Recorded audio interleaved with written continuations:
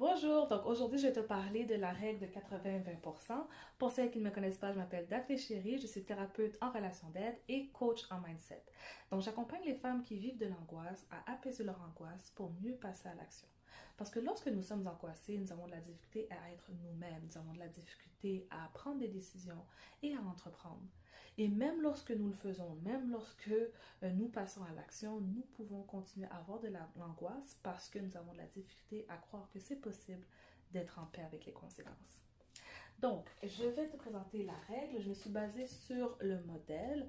Le modèle, c'est un outil de coaching créé par Brooke Castillo. Donc, je vais te le présenter dans une autre vidéo. Donc, si on part du fait que les circonstances sont toujours 100%, donc ça veut dire qu'elles sont toujours neutres, euh, ce qui arrive, c'est qu'ensuite, nous avons des pensées face aux circonstances. Donc, je vais prendre un exemple. Si tu dois parler en public, parler en public, c'est une circonstance neutre, c'est un fait. D'accord? Pour savoir quand c'est neutre, c'est juste savoir que c'est un fait. Okay? C'est pas bien, c'est pas mal, c'est juste c'est ça qui est ça, c'est un fait. Ensuite, par rapport aux circonstances, nous avons des pensées. Et ce qui arrive, 80% du temps, nous allons avoir des pensées en lien avec les risques, dangers et probabilités. Par exemple, si on prend l'idée que tu dois parler en public, 80% du temps, tu risques d'avoir des pensées en lien avec la peur d'oublier ton texte, de tomber peut-être en montant les marches, peut-être aussi de bafouiller. Donc, 80% du temps, c'est ce genre de pensée que tu vas avoir parce que c'est comme ça que ton cerveau a été désigné. Je m'explique. En fait, ton cerveau va penser aux risques et aux probabilités et aux dangers pour t'aider à survivre. C'était très utile à l'époque où est-ce que l'être humain devait chasser, se protéger d'un autre être humain qui veut l'attaquer, peut-être des animaux. Donc, il devait vraiment penser à comment ce que je peux faire pour survivre. Aujourd'hui, c'est moins nécessaire, dépendamment de où est-ce que nous habitons, mais notre cerveau a tout de même peur de la mort sociale.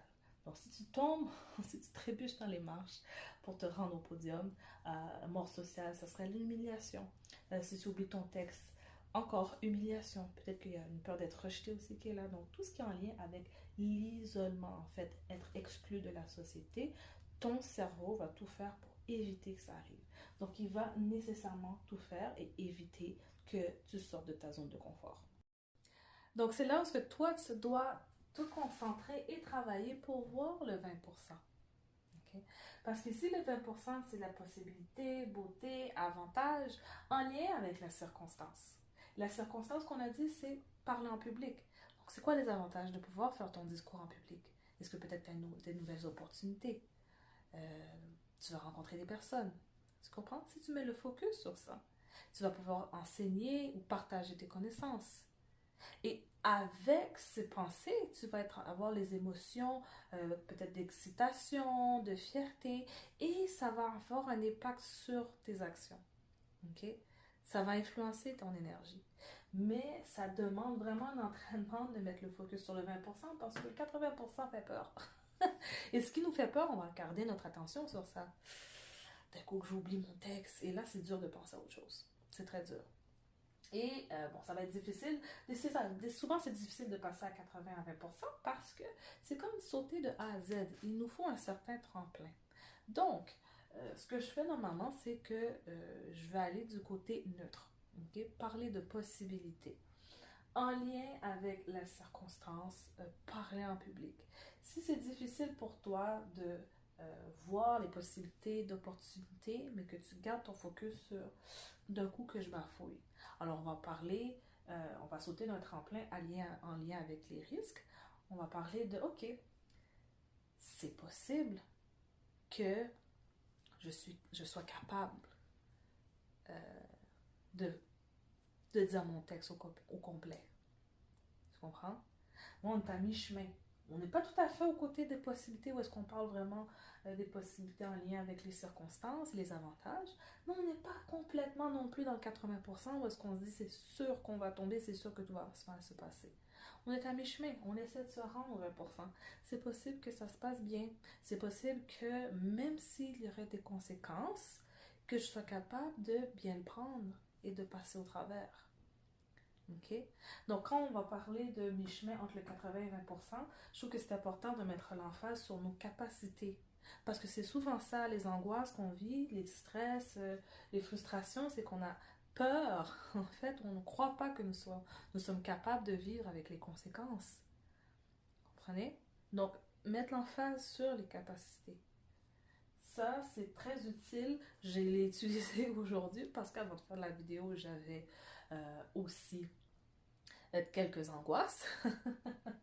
J'avais des angoisses durant la journée. Des angoisses, des fois, on ne sait même pas pourquoi. C'est juste, on sent un trop-plein, on a besoin de faire le vide. Et c'est ce que j'ai fait, je me suis étendue, j'ai fait le vide, j'ai pris des respirations, j'ai fait le vide dans mon esprit. Et après, j'ai été en mesure de voir le 20%. Parce que comme j'ai dit, c'est pas utile d'essayer de sauter d'une émotion à l'autre. Il faut vivre nos émotions. Si tu es angoissé, si tu vis la tristesse, la peine, vis ton émotion. Prends le temps de le vivre. Après, passe à changer ta perception. Parce que si tu ignores les émotions négatives, ils ne comprennent pas pourquoi ils devraient être partis. Ils ne comprennent pas pourquoi ils devraient partir, donc ils reviennent tout le temps. C'est pas réglé. Tu comprends? Donc, j'espère que c'est assez clair pour toi. Si tu as des questions, n'hésite pas à m'écrire, ça va me faire plaisir de te répondre. Et sur ça, je t'invite au défi, le prochain défi qui débute le lundi 25 mai, un défi de 5 jours. Donc, c'est un défi pour t'aider à apaiser tes angoisses, ok, pour mieux passer à l'action. Donc, durant les 5 jours, je vais t'apprendre à comment transformer tes pensées pour être en mesure de passer au 20%, comment vivre tes émotions, ça va t'aider aussi pour être en mesure de pas tout le temps vivre avec des trop-pleins, et comment gagner une confiance en soi. Okay, avoir une confiance en soi solide, ça c'est vraiment efficace et aidant pour être en mesure de réduire nos angoisses. Et comment croire que c'est possible d'être en paix avec les conséquences.